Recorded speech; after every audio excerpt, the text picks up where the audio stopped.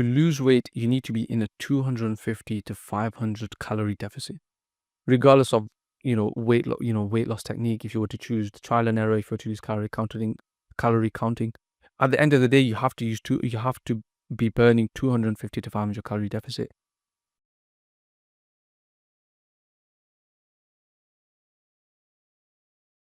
All right, boys, in this video, we'll be going over if you can lose weight without counting calories. Now, losing weight is simply a matter of eating less, whether that's with numbers or calorie counting or going through a trial and error period.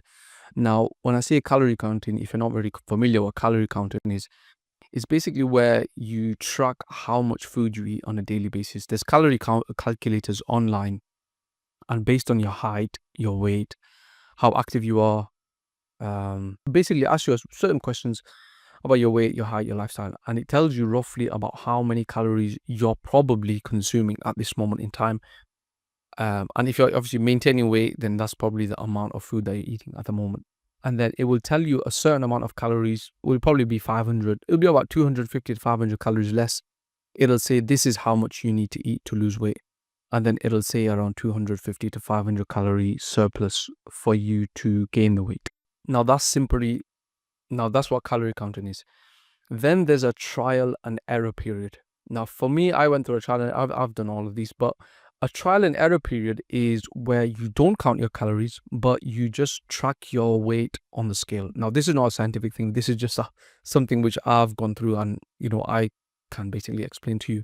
This is a way in which you can lose weight. So every single day for like a week, you measure out how much you weigh. And then you eat what you're normally eating. So for example, say you normally have 3 meals a day, you just eat whatever your mum makes. After that week, you would just track how much you weigh. And then the next week or the next few days, what you would do is you'd make a slight alteration to your diet and your lifestyle. So you might start eating 2 meals a day, or you might do maybe have lower portions. You might, skip breakfast. You might start doing intermittent fasting, and you might start being a bit more active. You might start doing a little bit more walking. That would be a trial and error period. And the trial and error period, I wouldn't really say it ends. It just becomes more dialed in. You know what you're doing. And then after that point, that becomes a new lifestyle. So say, as I said before, for example, you did 3 meals a day, and you weighed 80 kilograms. And then what you start doing is you basically get rid of one of the meals. You get rid of breakfast. You eat a little bit later, and your 3 meals now become 2 meals. But your 2 meals are bigger. You have more portions. Then you might be like, okay, I've lost 1 kilogram. Simply because you were fasting for a bit longer, your insulin was low for longer, you were in fat burning and ketosis for longer. Then you're like, you know what? Now I feel comfortable doing this. I'm going to start walking a bit more. I'm going to start sprinting a bit more. Then you're like, you know what? This is amazing. I'm in fat burning for longer. I'm doing fasted cardio. Now you start dropping, a couple of kilograms a week. Now you're like, yeah, this is amazing. This is now, this is enough for me to get to the goal weight that I want to be. That's simply trial and error period. That's just an example of it. Of course, if you're heavier or you play with more variables, like you start playing with your diet a bit more, you start reducing carbohydrates, you start playing with, your training, you might, whatever you do, it has to be tried and then it has to be measured. Does that make sense? So you need to have a baseline. So if you were to do the trial and error period, live your normal life and weigh yourself, and then make a change to your lifestyle, and then basically weigh yourself again, see what's happened. Sometimes your weight might go up, sometimes your weight might go down, and that's a trial and error period. But both of these things, what you will realize in the end, even if you do the trial and error period, you will realize that you did reduce your calories in some way, or you increase your caloric expenditure. Now, I've done both. When I lost the weight the first time, or I say the first time, but the first documented time, I've lost weight, I think about 4 or 5 times in my life. But in 2019, I documented it on MyFitnessPal. So in that one, I was counting calories because I didn't know how much food I was eating. It was one of the main reasons I got fat. But in 2019, I weighed around, I think, 190. And a few years before, I had this thing on my leg, this infection, this boil thing on my leg. And because of that, I was inactive for long periods of time, but my eating habits were still the same. So I basically ballooned up. But after 2019, during the time, just to summarize how much weight I lost, I went from 190 to around 161, which is around 30 pounds. And at this point, I had surgery on my leg, so that infection is not going to come back. But fast forward a year after, you remember I said I lost 30 pounds, around 30 pounds.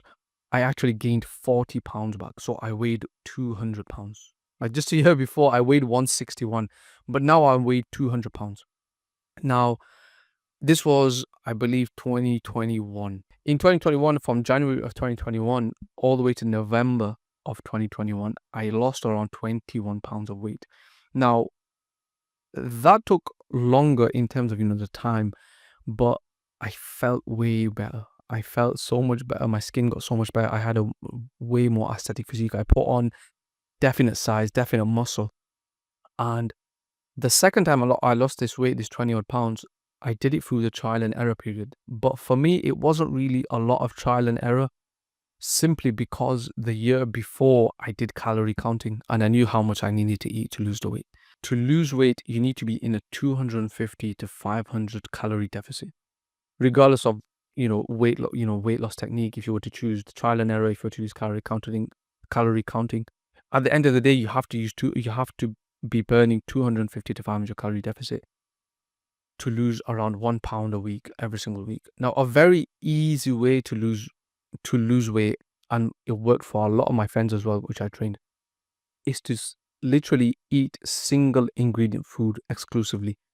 Now, benefit of eating only single ingredient food is these foods are very healthy, and they're very healthy, and the thing is they're satiating too, because literally normal food like potatoes, like chicken, like yogurt, like fruits, like vegetables, because these foods are single ingredient real foods humans were supposed to eat, what will happen is, as you eat a lot of these, you will get a lot full, and the calories will be very less compared to, say, you ate that much volume of food and it was processed garbage. If you were to just start eating single ingredient food exclusively, as well as training the right way, as well as being active, you walk, you get your sunlight, you will definitely lose weight.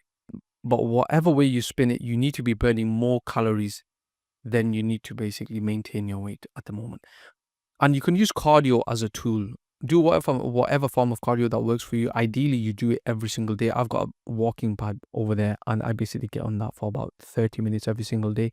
I get on it 30 minutes, about 20 to 30 minutes in the morning, and then 20 to 30 minutes whenever I want. Like, I could be basically recording this video and be on that walking pad. So do whatever kind of cardio works for you. And the thing is, cardio, you have to look at it as a tool to burn fat. You don't look at it as an instrument of punishment. That, okay, I've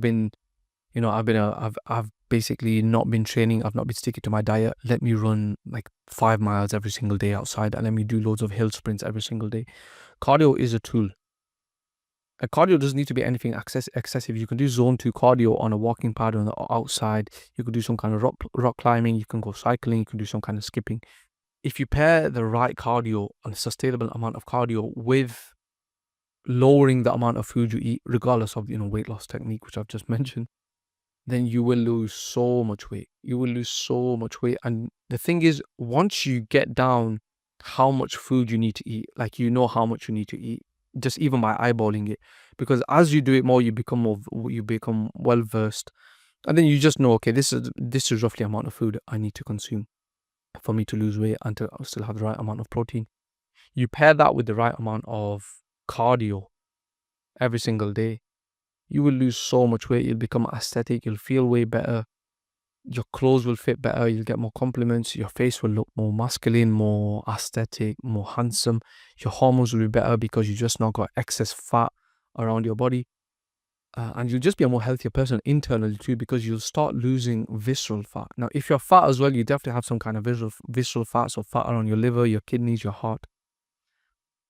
And yeah, that's literally how you lose weight without counting calories. Now, if you're someone who's confused about how to lose weight, like you live in a brown household like I used to, like how I used to be, and you're like, how do I measure how much food I'm eating? Like your mum's making you curry and you're like, I can't measure this. I don't know what the hell's going on, Ismail. I need help. Then I strongly consider you and recommend you to join my school community. The link will be in the description below. And in my school community, I've got specific modules in my Elite Body Blueprint, which is my training program. And it breaks down how to navigate around brown culture, brown families, brown food, because food is very difficult to navigate on its own. If you're making the food as well, if your mom was making you just normal food, when it comes to brown people food, it's very hard to, know what the hell's going on, because a lot of brown people, their mom just makes a big pot of curry, right, or whatever it is, and to quantify how many calories, how many grams of protein, it's just a very, very gray area, and it's literally uncharted territory. And that's why I created my school community, because I used to go through these kind of problems. And the first time, how I told you I lost 30 pounds of fat, I kind of lost it. I could have lost it in a way better way, where when I leaned down like I did in 2021, I could have had a way better and more aesthetic physique. I could have kept a lot more of my strength. Because even though I was a fatty, and my diet wasn't right, I still had a reasonable amount of size and strength. But everything happens for a reason. In 2021, because I went through that, I wouldn't say rough weight loss, but not the ideal weight loss, I learned a lot. And that's why I created my school community, to help young guys lose weight, gain muscle, guide them through nutrition, through training, through hormones, through lifestyle, through accountability. And if that sounds like something which you're interested in, then join my school community. The link will be in the description below, the first one. Click on that. Thank you.